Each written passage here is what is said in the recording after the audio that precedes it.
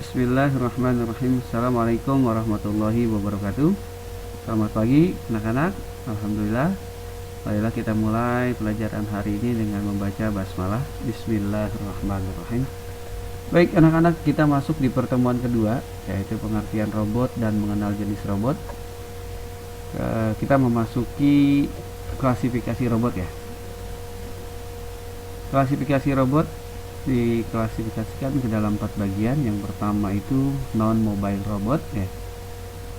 Robot ini tidak dapat berpindah posisi dari satu tempat ke tempat lainnya, sehingga robot tersebut hanya dapat menggerakkan beberapa bagian dari tubuhnya dengan fungsi tertentu yang telah dirancang. Contoh robot manipulator berlengan. Contohnya seperti ini ya, manipulator berlengan 1, 2, 3. Dia bisa muter kanan kiri, dia bisa memanjang, bisa berdiri ya, bisa tegak lurus, bisa bengkok juga. Ini contoh manipulator berlengan. Oke. Robot mobile ya, seperti ini, line follower kayaknya ini. Oke, robot dapat diartikan bergerak, sehingga robot ini dapat memindahkan dirinya dari satu tempat ke tempat yang lain. Dari segi manfaat, robot ini diharapkan dapat membantu manusia dalam melakukan otomasi dan transportasi, platform bergerak untuk robot industri, eksplorasi tanpa awak, dan masih banyak lain. Contoh robot line follower ya, line follower, wall follower, bisa robot cahaya juga ya, tapi ini kita lihat robot mobil line follower. Next, yang ketiga itu adalah gabungan mobile robot dan non mobile robot. Robot ini merupakan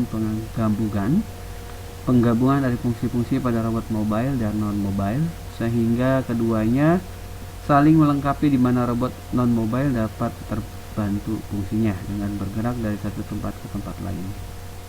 Next, yang keempat adalah robot humanoid. Gambar bentuk ini ya, manusia. Robot ini dirancang dengan mendirikan anatomi dan perilaku manusia. Fungsi-fungsi tubuh manusia baik lengan, kaki, mata, dan pergerakan sendi kepala bagian lainnya sebisa mungkin diterapkan di robot ini. Contoh robot Asimo buatan Jepang. Ini keren banget ya. Tapi kalau kamu pernah nonton Big Hero ya, itu robotnya juga keren tuh. Big Hero by Max, kalau tidak salah tuh, robotnya kocak ya.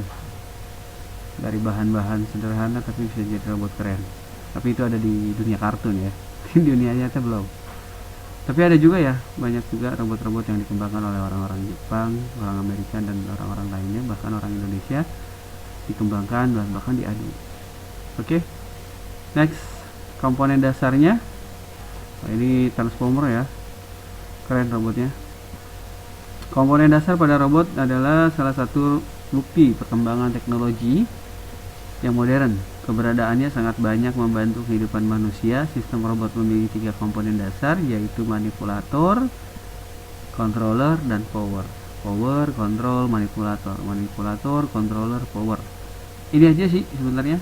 Efektor sering ditemukan pada beberapa sistem robot, tetapi sifatnya tidak harus ada ya. Efektor. Oke. Ini adalah bagian-bagiannya, kurang begitu jelas ya. Nah, nanti bisa print sendiri ya di rumah. Manipulator memiliki 2 bagian, yaitu bagian dasar dan bagian tambahan. Gambar 3 memberikan gambaran tentang bagian dasar, bagian tambahan. Bagian dasar manipulator bisa kaku terpasang pada lantai area kerja ataupun terpasang pada rel. Rel berfungsi sebagai pad atau alur, sehingga memungkinkan robot untuk bergerak dari satu ke lokasi lainnya dalam satu area kerja. Bagian tambahan merupakan perluasan dari bagian dasar, disebut pengendali sistem robotik. Salah nih. Oke. Bisa disebut juga lengan atau arm ya. Bagian ujungnya terpasang efektor yang berfungsi untuk mencekam material. Manipulator digerakkan oleh aktuator atau disebut sistem drive. Aktuator atau sistem drive menyebabkan gerakan yang bervariasi dari manipulator. Aktuator bisa menggunakan elektrik, hidrolik, ataupun pneumatik. Bagian aktuator ini akan dijelaskan pada selanjutnya. Oke. Controller, kita bagian kedua. Controller merupakan jantung dari sistem robot sehingga keberadaannya sangat penting. Controller menyimpan informasi yang berkaitan dengan data robot. Dalam hal ini data gerakan robot yang telah diprogram sebelumnya. Oke, gambar 4 ya ini. Memberikan gambaran sebuah controller dan manipulator robot. Controller berfungsi untuk mengontrol pergerakan dari manipulator. Controller sendiri diatur oleh sebuah informasi atau program yang disisihkan dengan menggunakan bahasa programan tertentu. Informasi tersebut kemudian disimpan di dalam memori. Data dalam memori dapat dikeluarkan oleh atau diedit sesuai dengan yang dibutuhkan. Dahulu, controller dibuat dari drum mekanik yang bekerja step by step secara sekuensial dan sangat sederhana. Di masa sekarang, controller menggunakan PLC atau Programmable Logic Controller, Programmable Logic Controller, yang dapat bekerja dengan pergerakan yang sangat kompleks dari sistem robot. Next, yang ketiga yaitu catu daya atau power supply ya. Adalah sebuah unit yang menyediakan tenaga pada controller dan manipulator sehingga dapat bekerja. Power supply dalam suatu sistem robot dibagi menjadi dua bagian, yaitu bagian untuk controller dan bagian untuk manipulator. Bagian controller menggunakan elektrik, sedangkan bagian manipulator bisa menggunakan elektrik, pneumatik, hidrolik ataupun ketiganya. Gambar 5A, 5B dan 5C memberikan keterangan tentang power supply. Oke, bisa disimak ya. Belum maksimal ini modulnya. Oke, efektor efektor ya dapat ditemukan hampir semua aplikasi robot. Walaupun keadaannya bukan merupakan komponen dasar dari sistem robot, efektor berfungsi sebagai bagian terakhir yang menghubungkan antara manipulator dengan objek yang akan dijadikan kerja data dari robot. Sebagai contoh, efektor dapat berupa peralatan kelas, penyemprot cat, ataupun hanya berupa penjepit objek. Efektor jika samakan dengan manusia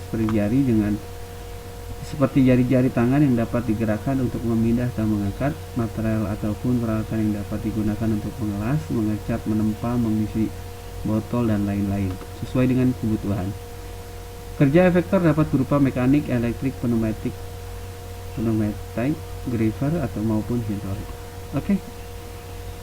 Materi di pertemuan kedua ini cukup ya tentang klasifikasi robot ya. Tadi klasifikasi ada 4 ya, non mobile robot, terus mobile robot, terus gabungan mobile robot dan non robot, robot humanoid ya. Dan komponen dasarnya yaitu tadi ada manipulator, controller, power supply dan efektor ya. Masing-masing tadi sudah dijelaskan. Apabila kurang jelas silahkan bertanya, nanti bisa kalian kembangkan lagi, cari-cari browsing di internet yang menyangkut tentang dunia robot ya. Oke, silakan kerjakan tugasnya dan evaluasi di kertas atau di bukunya masing-masing dan kirim lewat WA, serta kerjakan juga diskusi ya di e-learning, dan kerjakan juga tugasnya di pengumpulan tugas, nanti dikumpulkan dan diisi ya. Oke, kiranya itu saja yang dapat Bapak sampaikan. Kurang lebihnya saya mohon maaf. Jauh dari kata sempurna, Bapak juga masih belajar, tahap belajar, proses untuk lebih baik lagi. Silahkan tambahkan apabila ada materi-materi yang kalian mau sampaikan, silahkan download dan kirim ke Bapak ya. Silakan banyak-banyak belajar dan banyak-banyak membaca. Jaga kesehatan, jangan berkumpul dalam kerumunan ya. Pesan Bapak itu aja. Yang penting kita sehat dulu. Jangan bosan untuk tetap belajar di rumah. Baik adik-adik, sekian dari saya. Kita akhiri dengan baca hamdalah bersama-sama. Alhamdulillahirrabbilalamin. Sekian dari saya. Wassalamualaikum warahmatullahi wabarakatuh. Bye bye.